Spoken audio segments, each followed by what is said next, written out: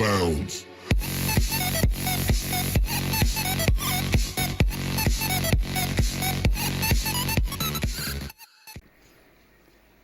Hello everyone, welcome to ETC online.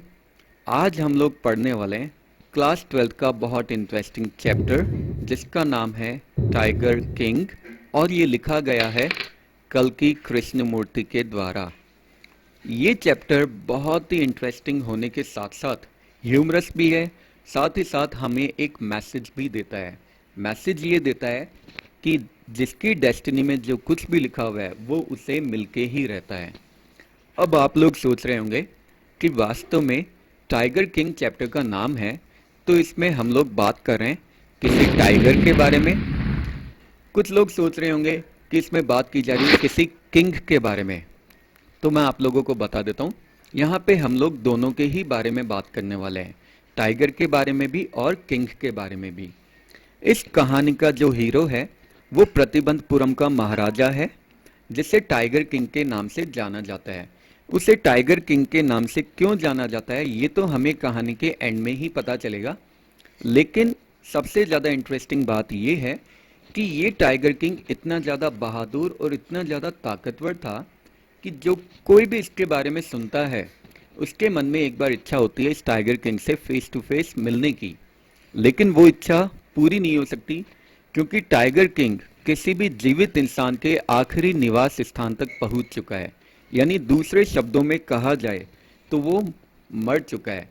लेकिन उसकी मौत का जो तरीका था वो बहुत ही इंटरेस्टिंग था, उसे भी हम लोग कहानी के एकदम एंड में जानेंगे। तो चलिए हम लोग स्टार्ट करते हैं हमारी स्टोरी टाइगर किंग। स्टोरी की स्टार्टिंग होती है एक शाही परिवार में एक राजकुमार जन्म लेता है। जब ये राजकुमार पैदा होता है तो बुलाया जाता है कई सारे पंडितों को इसका नामकरण करने के लिए और सारी परंपराएं पूरी करने के लिए। पंडित आते हैं और उसमें से जो मुखिया पंडित होता है वो बोलता है कि ये जो बच्चा है ये बहुत ही ज़्यादा खुशकिस्मत है, बहुत बड़ा योद्धा बनेगा, बहुत ज़्यादा ताकतवर बनेगा। लेकिन इतना बोलते ही पंडित बीच में रुक जाता है।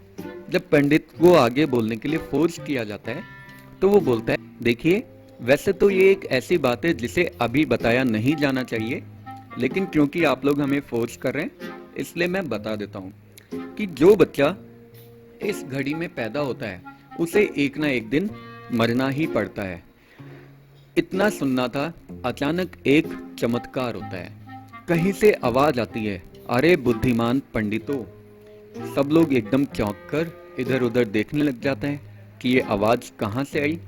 इतने में दोबारा आवाज आती है, अरे बुद्धिमान पंडितों, ये मैं हूँ जो बोल रहा हूँ। ये तो हम सबको पता है कि जो भी पैदा होता है उसे एक ना एक दिन मरना ही होता है। इस बात को जानने के लिए हमें तुम्हारी भविष्यवाणी की जरूरत नहीं है, लेकिन अगर आप उस मौत का तरीका हमें बता पाओ तो थोड़ी समझदारी वाली बात होगी। अब ये सुनते ही पंडित चौंक जाता है क्योंकि वो बच्चा जो आज से 10 दिन पहले पैदा हुआ वो बच्चा एकदम साफ साफ आवाज में बोल रहा था। ना सिर्फ वो बच्चा बोल रहा था बल्कि वो एक समझदारी वाला सवाल भी पूछ रहा था। खैर पंडित को तो जवाब देना ही था। पंडित जवाब देता है, देखिए बात ऐसी है कि इस बच्चे का जन्म हुआ है वृषभ राशि में। वृषभ का मतलब होता है सांड, और वृषभ यानी सांड और टाइगर ये दोनों एक दूसरे के दुश्मन हैं, इसलिए इस बच्चे की मौत होगी टाइगर के द्वारा। अब सब लोग सोचते हैं कि टाइगर का नाम सुनते ही बच्चा डर से कांपने लग गया होगा, लेकिन ऐसा बिल्कुल नहीं हुआ। उस बच्चे के गले से एक गुर्राहट निकलती है और वो बोलता है, आज के बाद टाइगर्स की खैर नहीं। यहीं पे एंड होता है सीन 1 और स्टार्ट होता है सीन 2। ये एक ही चमत्कारिक घटना थी जो उस बच्चे के जन्म के समय हुई थी, इसके अलावा किसी तरह की और चमत्कारिक घटना कभी नहीं हुई। उसके बाद ये बच्चा धीरे धीरे बड़ा होने लगता है। ये बच्चा बहुत ज़्यादा शूरवीर ताकतवर बन रहा था, हर तरह की शिक्षा ये ले लेता है, दिनों दिन मजबूत होता चला जाता है। इस बच्चे का लालन पालन भी बहुत अच्छे तरीके से किया जा रहा था। ये बच्चा सिर्फ इंग्लिश गाय का दूध पीता था एक इंग्लिश नैनी द्वारा इसका पालन पोषण किया जाता था। इसको इंग्लिश पढ़ाई जाती थी, वो भी एक अंग्रेज के द्वारा, और ये इंग्लिश फिल्म्स के अलावा और कुछ भी नहीं दिखता था। बिल्कुल वैसा ही जैसा बाकी स्टेट के राजकुमार किया करते थे। तो धीरे धीरे बच्चा बड़ा होने लग जाता है। जब ये बच्चा यानी जब ये राजकुमार 20 साल का होता है तो ये बैठ जाता है सिंहासन पे, राजगद्दी पे। अब जब ये राजगद्दी पे बैठता है तब पूरे प्रजा में पुरानी बातें स्टार्ट होने लग जाती है। पुरानी कौन सी बातें? जो बातें इसके जन्म के समय बताई गई थी कि इस बच्चे की मौत का कारण एक टाइगर बनेगा। धीरे धीरे ये बात राजा के कानों तक भी पहुंचती है और राजा बुलाता है दीवान को और पूछता है, दीवान साहब ये क्या मैटर चल रहा है प्रजा में? दीवान राजा को पूरी बात बताता है कि एक पंडित ने आपके जन्म के समय बोला था कि आपकी मौत टाइगर के द्वारा होगी। अब राजा बोलता है, ठीक है, अगर पंडित ने ऐसा कहा था तो मैं इस बात को झूठ बना के बताऊंगा। आज के बाद मैं टाइगर को पहले मार के आऊंगा और उसी के बाद में मैं दूसरा कोई काम करूंगा। अब टाइगर वास्तव में कोई नॉर्मल जानवर तो होता नहीं था, जिसे राजा गया और जाते ही उसने मार दिया। लेकिन फिर भी क्योंकि राजा बहुत ज्यादा बहादुर था, इसलिए वास्तव में वो पहला टाइगर मार देता है। जब राजा पहला टाइगर मारता है तो उसके बाद में वो बुलाता है पंडित को। पंडित आता है और राजा बोलता है कि पंडित जी, आपने तो कहा था कि टाइगर मुझे मारेगा, ये तो देखिए मैंने ही टाइगर को मार दिया। तो पंडित बोलता है, महाराज इसमें कोई बड़ी बात नहीं है, आप 99 टाइगर्स बिल्कुल इसी तरीके से मार सकते हैं, लेकिन 100 नंबर का जो टाइगर है उससे आपको बहुत ज्यादा सावधान रहना पड़ेगा। राजा बोलता है, पंडित जी अगर मैंने 100 टाइगर भी इसी तरीके से मार दिए तो? अब पंडित बहुत ज्यादा कॉन्फिडेंट होता है। पंडित बोलता है, महाराज ऐसा तो पॉसिबल ही नहीं है। राजा बोलता है, फिर भी अगर मैंने मार दिया तो?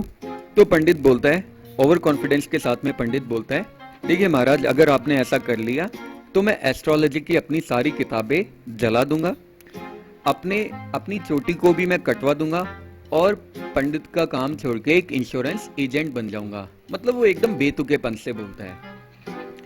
अब ये जो समय होता है, इसके बाद का जो समय होता है, वो वास्तव में प्रतिबंधपुरम में रहने वाले टाइगर्स के लिए एक जश्न का समय होता है। ऐसा क्यों होता है? क्योंकि राजा ने पूरे राज्य में घोषणा करवा दी थी कि आज के बाद टाइगर हंटिंग प्रतिबंधपुरम में बैन है। अगर किसी ने टाइगर्स की तरफ एक पत्थर भी उछाला तो उसकी सारी प्रॉपर्टी को जब्त कर लिया जाएगा और उसको सजा दी जाएगी। सारे टाइगर्स खुश हो जाते हैं, कम से कम थोड़े ज्यादा दिनों तक अब जीने का अवसर मिल पाया, और राजा निकल पड़ता है अपने सिर पे कफन बांध के टाइगर हंटिंग की तरफ। लेकिन वास्तव में टाइगर भी कोई नॉर्मल जानवर नहीं होता, राजा को उससे सावधान भी रहना था। कई बार ऐसा भी होता था जब राजा की बुलेट अपना निशाना चूक जाती थी और टाइगर राजा के ऊपर छलांग लगा देता था, लेकिन फिर भी हर बार जीतने वाला राजा ही होता था। अब धीरे धीरे राजा का मिशन सक्सेस की तरफ बढ़ता जाता है। थोड़े समय बाद में राजा के सामने एक प्रॉब्लम आ जाती है। प्रॉब्लम ये होती है कि राज्य में आता है एक ब्रिटिश ऑफिसर। ये ब्रिटिश ऑफिसर टाइगर हंटिंग का शौकीन होता है और ये अपना एक दूत भिजवाता है राजा के पास, ये बोलने के लिए कि उसको टाइगर हंटिंग करनी थी। अब राजा जैसे ये बात सुनता है तो राजा साफ साफ मना कर देता है। राजा बोलता है, देखिए अगर आपको हंटिंग करनी है तो बहुत अच्छी बात है, आप जंगली सुअर की भी हंटिंग कर सकते हैं। अगर आपका उससे भी मन नहीं भरे तो आप यहाँ पे मच्छर भी मार सकते हैं, मच्छर का भी शिकार कर सकते हैं, लेकिन टाइगर हंटिंग वो तो पूरी तरह से बैन है।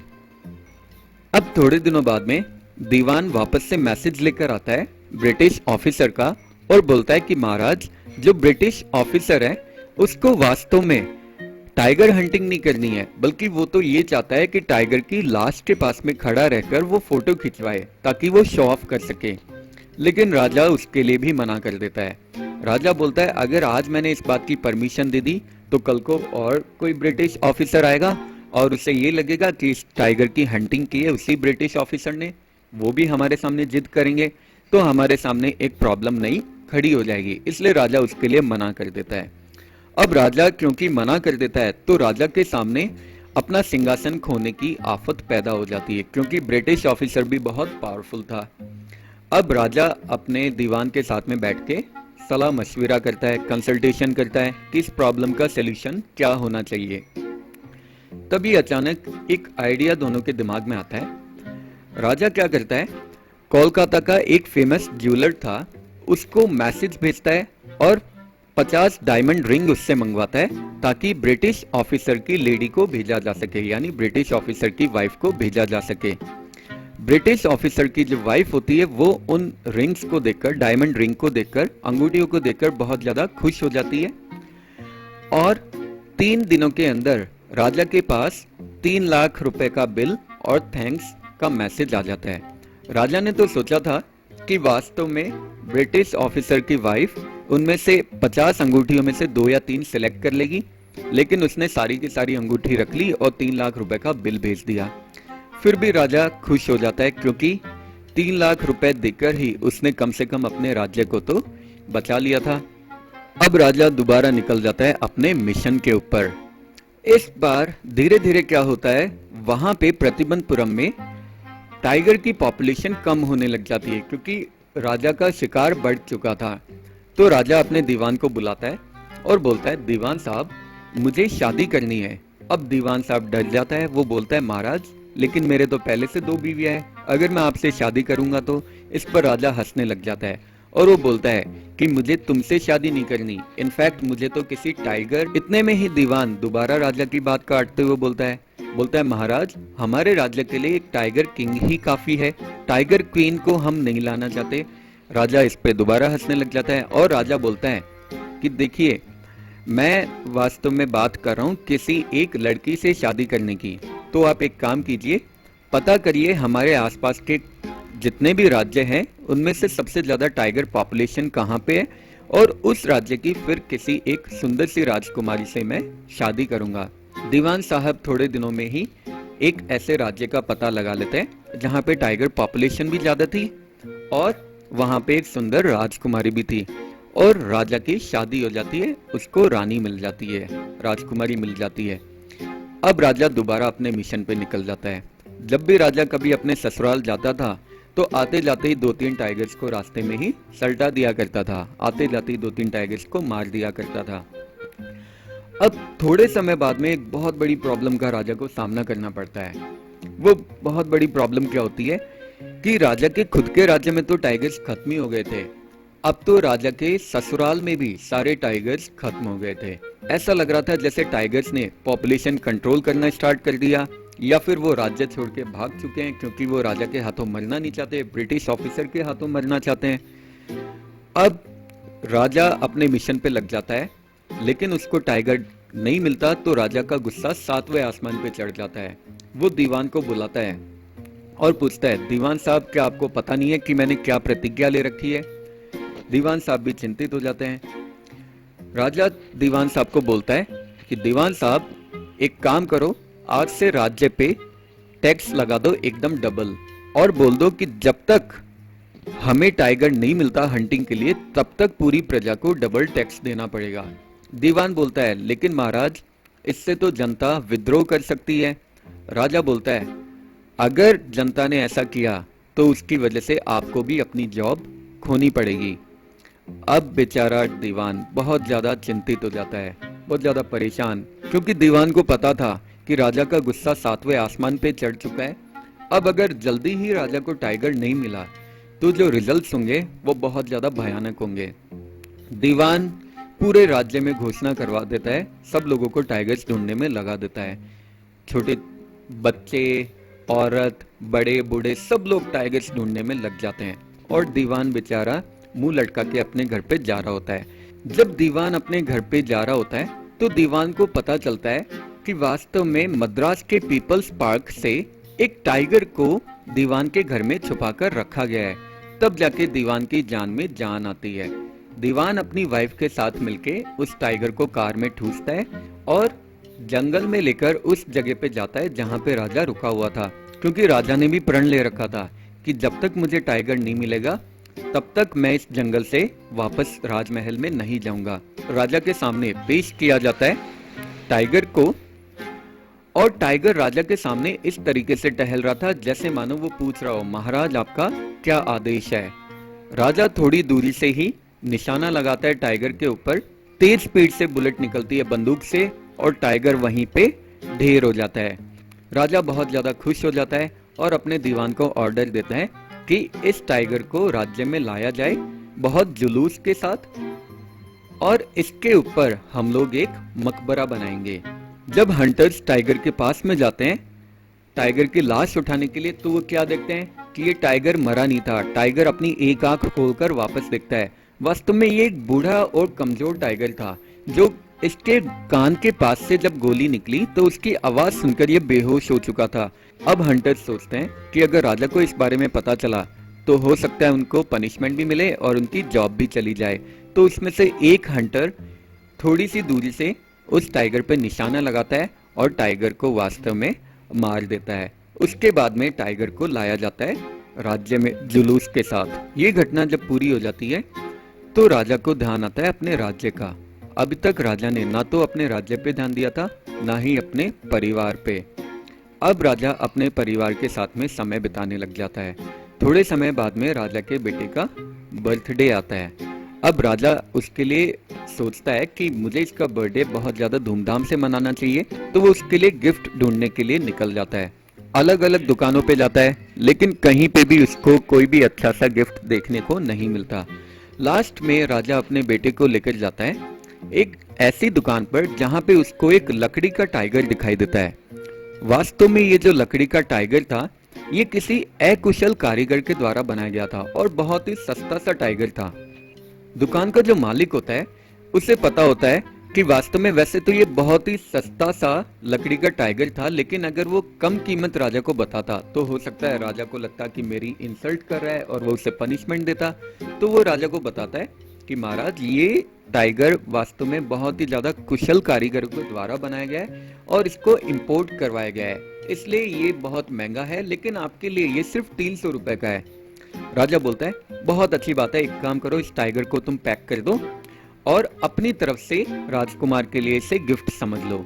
और राजा बिना पैसे दिए वहां से आ जाता है। अब राजा अपने बच्चे के साथ में खेल रहा होता है उसी लकड़ी के टाइगर के साथ में।